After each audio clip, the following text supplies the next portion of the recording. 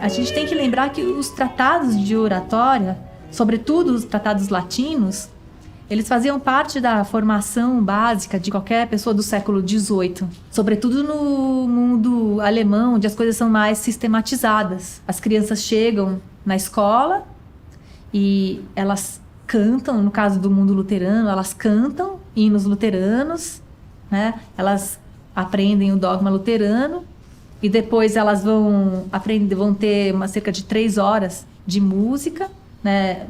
No começo da escola, depois do almoço, para ajudar a digestão, né? E a dispersão dos vapores malignos que do estômago subiriam ao cérebro, assim, né? Então a música teria essa função também catártica. E depois eles vão aprender latim, depois eles vão aprender a ler frases, vão aprender a ler as primeiras fábulas, e através das fábulas eles vão aprender a imitar, e depois vão imitar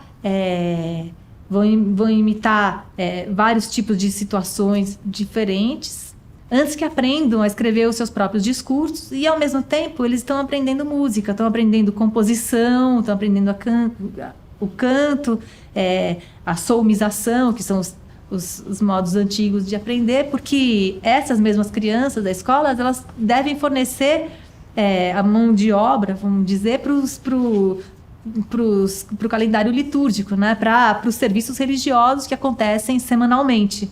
Lembrar que a posição de cantor, que é a posição de professor de latim, ela envolve também o ensino musical. Ela foi exercida por grandes músicos, né?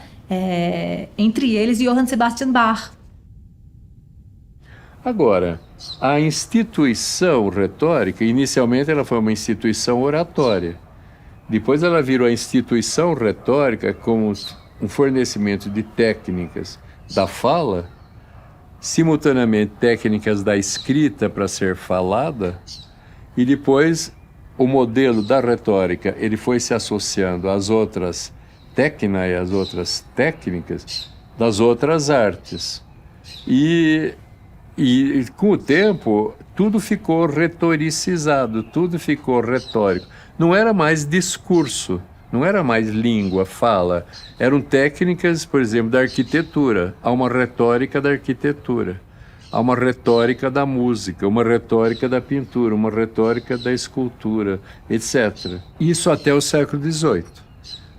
No século XVIII, quando se inventou, eu diria assim, basicamente com o iluminismo, e quando a Revolução Francesa cortou a cabeça dos reis, o artista ele ficou no mato sem cachorro, porque antes havia um mecenas.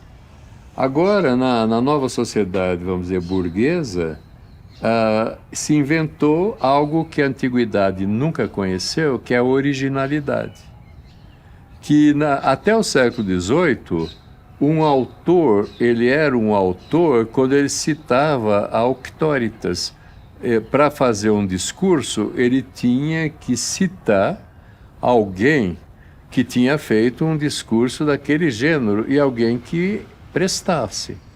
Então, por exemplo, um poeta épico do século XVIII, imagine, por exemplo, um Basílio da Gama, um Cláudio Manuel da Costa, ele vai fazer um poema épico, ele imita o Luís Vaz de Camões. Agora, o Luís Vaz de Camões imitou quem? Virgílio. E o Virgílio imitou Homero. Agora, um pouquinho antes, a gente vê, por exemplo, quando um Haydn, o Johann Sebastian Bach, ele vai tocar lá, o Mozart, ele vai tocar para o arcebispo lá de Salzburgo, na Áustria, ele chega na carruagem com os criados. E ele vai comer na cozinha, se derem comida para ele, porque pago por empreitada. Não é o Mozart, o gênio. Isso é uma invenção do século XIX, que inventou o gênio, aí a ideia de que tudo que o artista cospe agora é arte, inventou a originalidade. E nesse sentido, o passado ficou algo totalmente arruinado, esquecido, e a retórica, ela, como ela era uma técnica mimética de imitação, ela foi identificada a algo que era totalmente negativo para o novo artista. O Victor Hugo, por exemplo, metamos o martelo nas teorias, nos modelos, não há regras nem modelos. Liberou geral, cada um por si e o capital contra todos.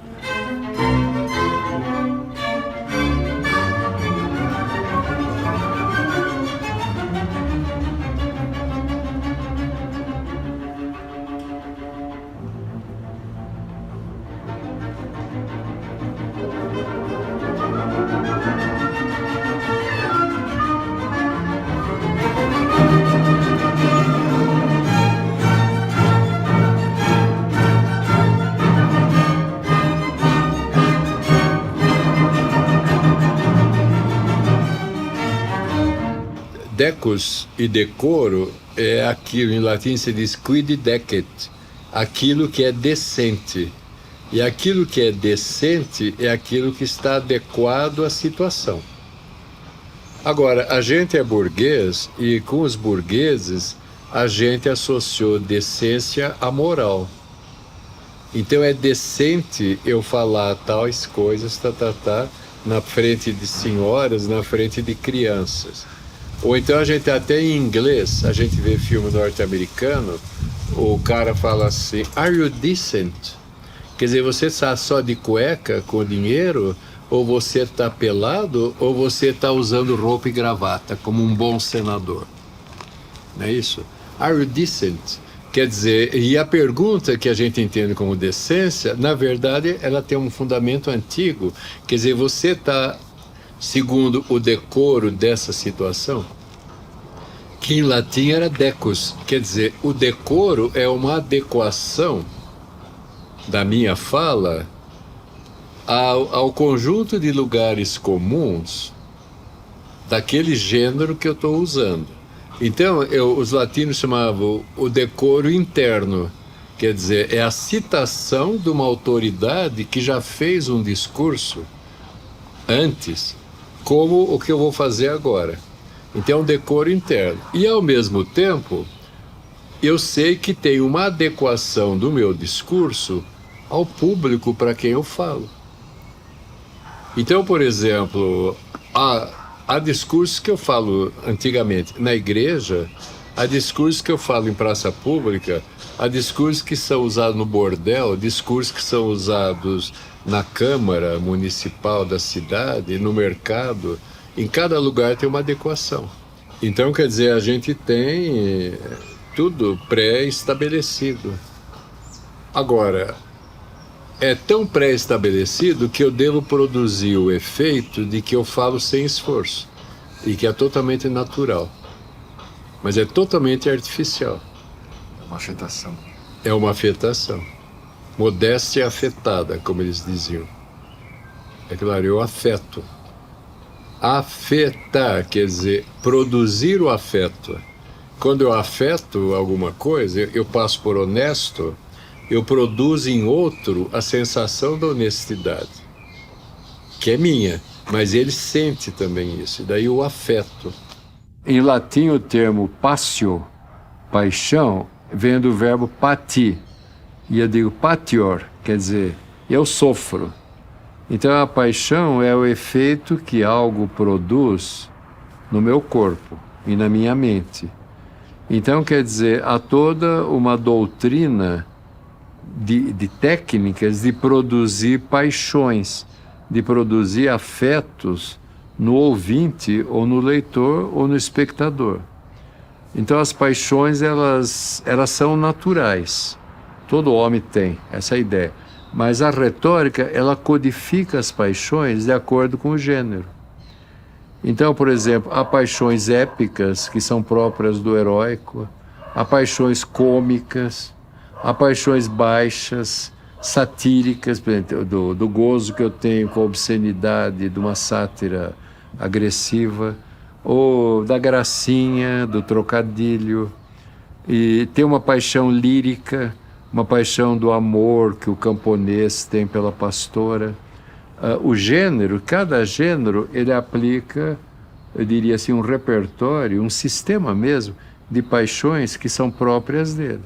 Agora, até o século XVIII, tudo que era poeta, pintor, escultor, músico, artista, vamos dizer, eles dominavam na memória o código de todas as paixões que a gente podia aplicar em cada gênero. Voltando para a escola, né? Como é que essas crianças aprendiam a compor discursos, né? Primeiro, elas aprendem a visitar esses lugares comuns à memória para produzir argumentos. Eu acho que é o trabalho do advogado, né? Eu acho que os advogados, eles mantiveram, assim, né? Até hoje, né? Eles são os grandes preservadores da tradição retórica. Depois de encontrados argumentos, eles precisam ser agora dispostos, né, numa ordem que seja convincente, né, de modo que os argumentos mais patéticos eles devem ser reservados para o começo e para o fim do discurso, né? Aquele final grandiloquente das sinfonias, ele não pode acontecer no meio. Bom, aí a gente entrou no âmbito da elocução, né? Uma vez disposto o esqueleto principal, agora ele precisa ser recheado.